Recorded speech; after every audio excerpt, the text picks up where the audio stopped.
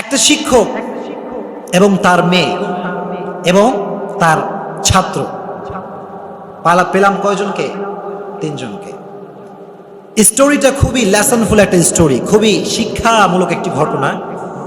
একটি শিক্ষক ছিল, সে নাস্তিক ছিল এবং তার একটা সুন্দরী মেয়ে ছিল, এবং তার যে স্টুডেন্ট সে আস্তিক ছিল, আল্লাহকে বিশ্বাস করত, ধর্মে বিশ্বাস করত।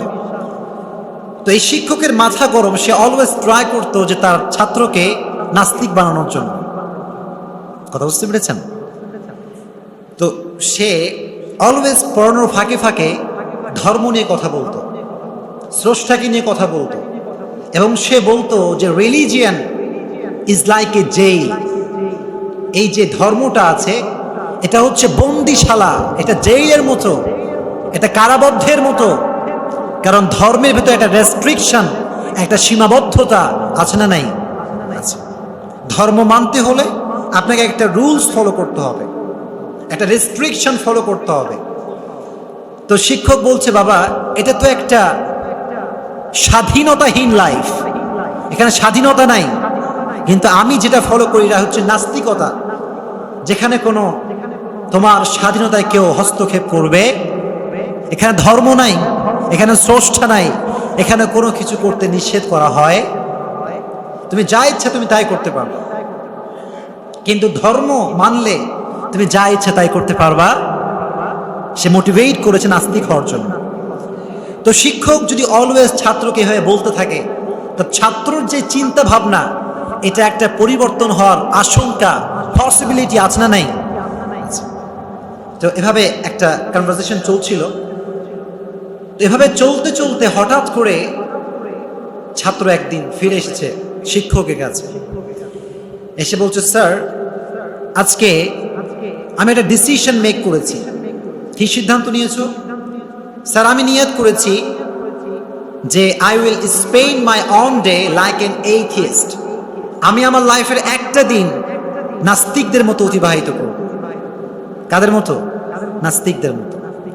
শিক্ষক তো এরকম একটা আনডিজায়ারেবল কথা শুনে, অনাকাঙ্ক্ষিত কথা শুনে সে খুব খুশি, মহা খুশি, আত্মখুশি যে যা কাজ হয়েছে, এবার আমার মন্ত্রে কি হয়েছে? কাজ হয়েছে। সে বলল, রিয়েলি তুমি এটা করতে চাও? স্যার অবশ্যই। স্যার তো মনে মনে খুশি যে তুই একটা দিন নাস্তিক হয়ে অতিবাহিত কর, এত মজা পাবি যে তুই রিলিজিয়ান কি, ধর্ম কি, এটা তোমার আর মানতে মন চাইবে। এবার শিক্ষক মহা খুশি। শিক্ষক বলছে, ঠিক আছে, তাহলে তুমি যদি নাস্তিক হয়ে দিন অতিবাহিত করতে চাও এটা আমার জন্য বড় সুসংবাদ। তবে আমার একটা অনুরোধ আছে। অনুরোধটা হচ্ছে এই যে তুমি তোমার যেই দিন নাস্তিক হয়ে কাটাবা সেই দিন তুমি কি কি করেছো, কোথায় গিয়েছো, কার সঙ্গে কি বলেছো, কোথায় কি কাজ করেছো সব আমাকে বলতে হবে। ছাত্র বলছে, ওকে ডান, আমি যা যা করবো আপনাকে আমি শেয়ার করব। সো ছাত্র তার একটা দিন নাস্তিকদের মতো কাটিয়েছে। নাস্তিকদের মতো কাটানোর পরে শিক্ষকের কাছে আসছে, এসে বলছে, স্যার আমি আমার একটা দিন নাস্তিকের মতো কাটিয়েছি। স্যার তো মহা খুশি। স্যার বলছে, so tell me how was your day? তোমার দিনটা কেমন ছিল? Tell me about your day. তোমার দিন সম্পর্কে আমাকে একটু বলো, যে কেমন দিন তুমি কাটিয়েছো। এবার ছাত্র বলছে, sir it was excellent day, marvellous, genius, awesome, super califragilistic এক্সপিয়ালিডোসাস।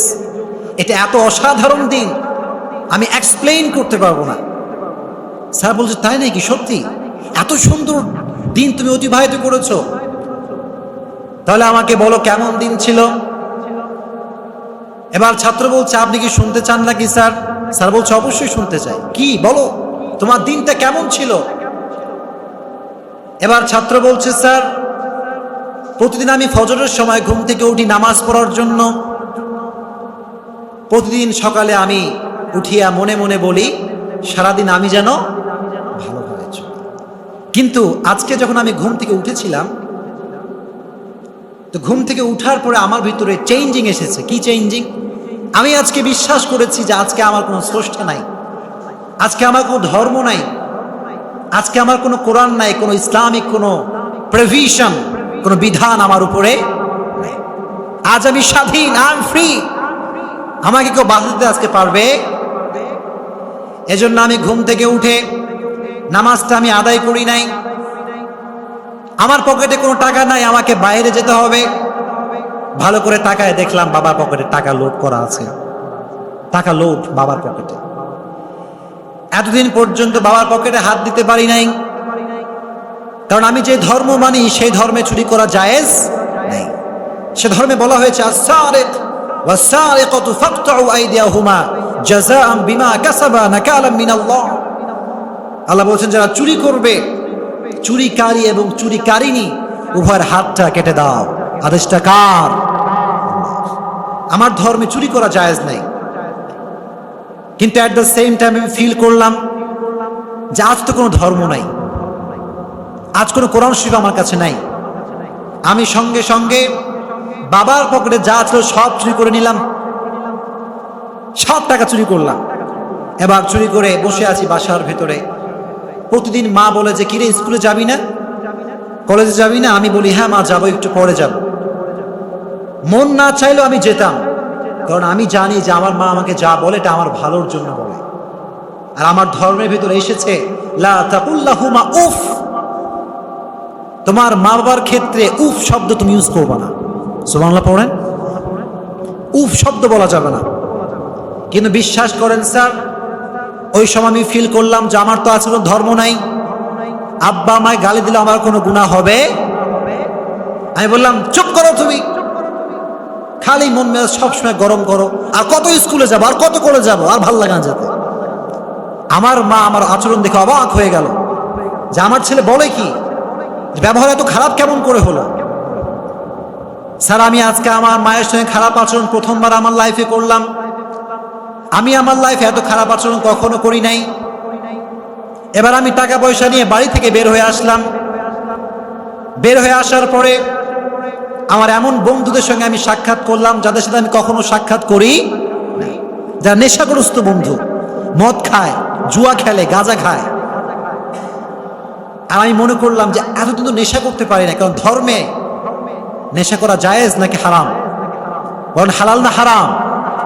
Totally prohibited from ইসলাম। আমি ভাবলাম যে আজকে তো আমার কোনো ধর্ম নাই, কি নাই।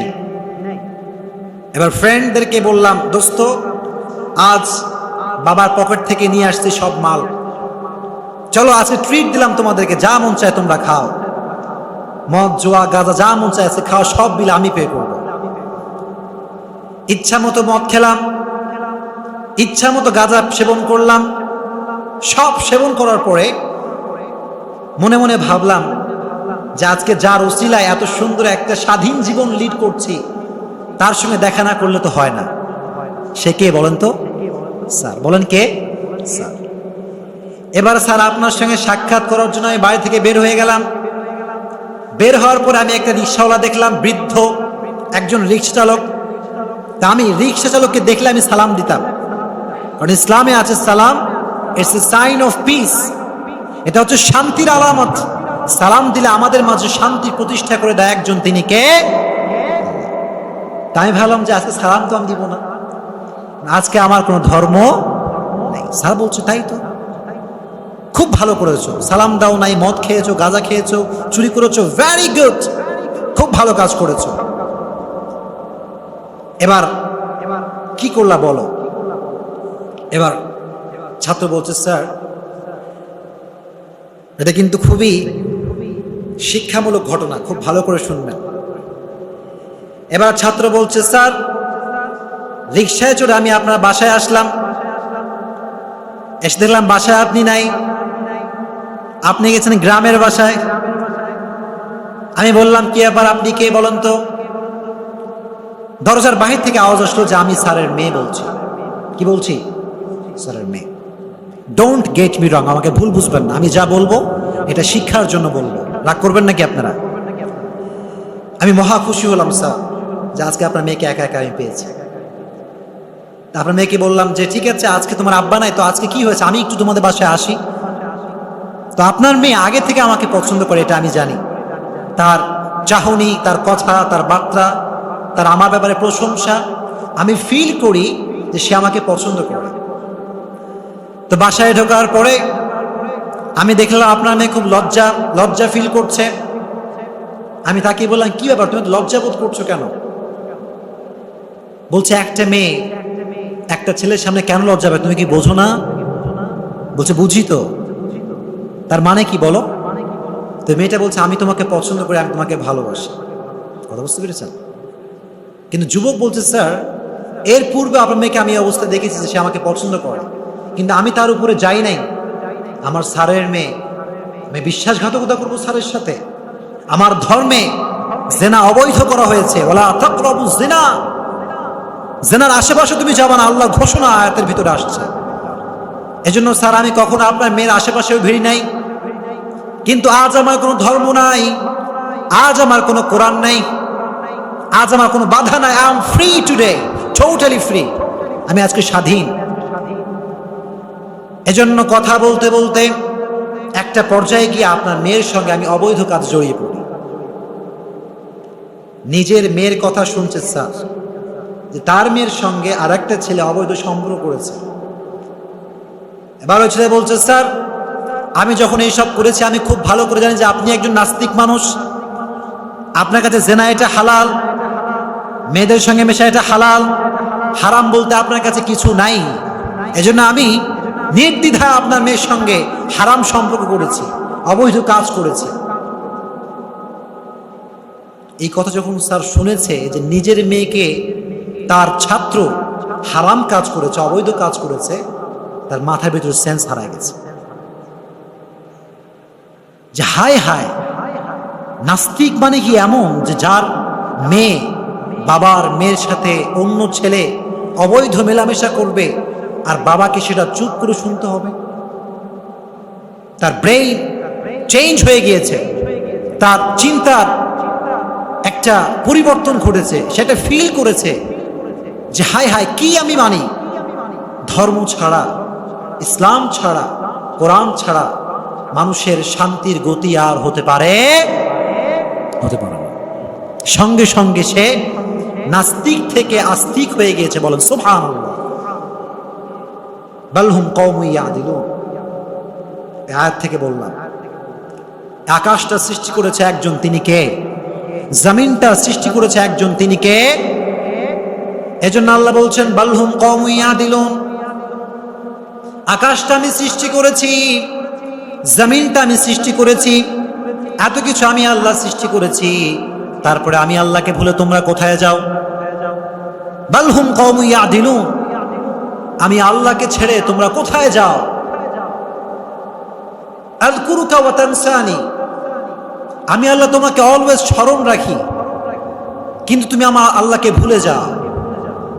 আস্তাতিরুকা ওয়া লা তাখশানি। প্রতিদিন আমি আল্লাহ তোমার গুনাহগুলোকে লুকাই।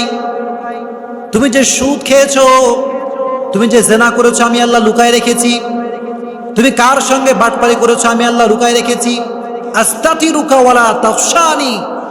আমি আল্লাহ তোমার সব গুনাহগুলো লুকাই, তোমার তো আমার কাছে তওবা করা উচিত। ওয়ালা তাখশানি, কিন্তু তুমি আল্লাহকে ভয় পাও না, তুমি বাহাদুর হয়ে যাও।